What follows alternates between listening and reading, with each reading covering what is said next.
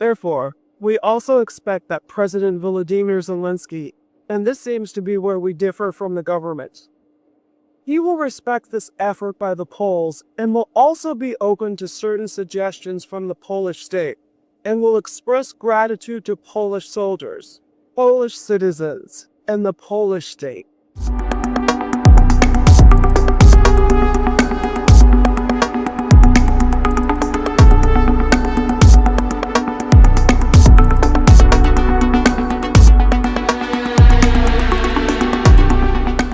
Ladies and gentlemen, this visit once again shows the great responsibility Poland has shouldered since the beginning of the Russian Federation's attack on Ukraine. Over 95% of all donations from over 40 countries that support Ukraine come through this very place, through the logistics hub in Rzeszów-Jastrzębie. This also shows how, in terms of taking responsibility for the Polish armed forces, Poland is making a tremendous effort. How important this is for building, on the one hand, the infrastructure, prestige, and security of the Polish nation, and on the other hand, how important it is also in the Allied context. Because we are in a place that is not only a witness to the living history of the 21st century, but is also a place without which it would not be possible to ensure the security of the entire eastern flank of NATO. The defense of Ukraine against the Russian Federation is possible.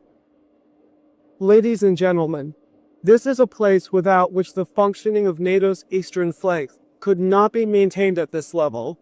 So, as the Commander-in-Chief of the Armed Forces, I express my pride in the work and service of Polish officers and soldiers. I hope the Polish government and the parliamentary majority will heed the President of Poland's call to increase spending on the Polish armed forces to 5% of GDP. In the coming years, security issues will also connect with infrastructural issues, thanks to the Via Carpathia. I will just remind you that along this north-south vertical axis of responsibility for security, infrastructure, and development in Europe, there is a key place on the map of Europe, and a key place for countries like Poland. Ladies and gentlemen, of course the military base, the logistics base, is also equipped with important systems that are also created thanks to cooperation with our allies. I had the opportunity to speak with the soldiers who, while serving here, operate the HIMARS systems, air defense systems, and POPRAD systems, but also sky control systems, which have the ability not only to detect and locate, but also to identify, track, and neutralize unmanned aerial vehicles. So we are in a place that, on the one hand, defines Poland's role in the North Atlantic Alliance, and, on the other, shows what an important, responsible ally the Republic of Poland is.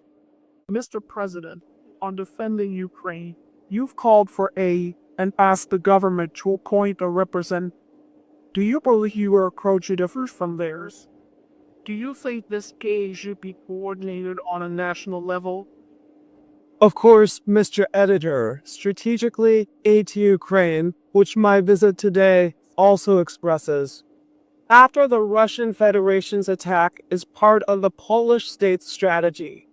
Strategically, we therefore think similarly. However, I consistently demand symmetry in the relations between Poland and Ukraine.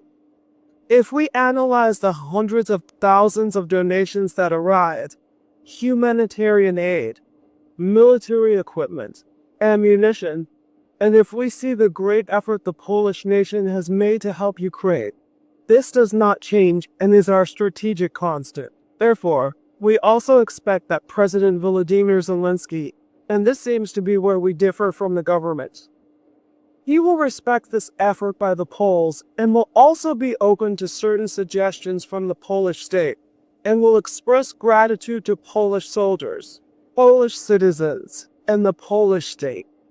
Strategically, support for Ukraine is, of course, what unites us. However, I consistently demand symmetry in the relations between Poland and Ukraine, and I hope that President Zelensky will visit me in Warsaw, and we will have the opportunity to talk about it.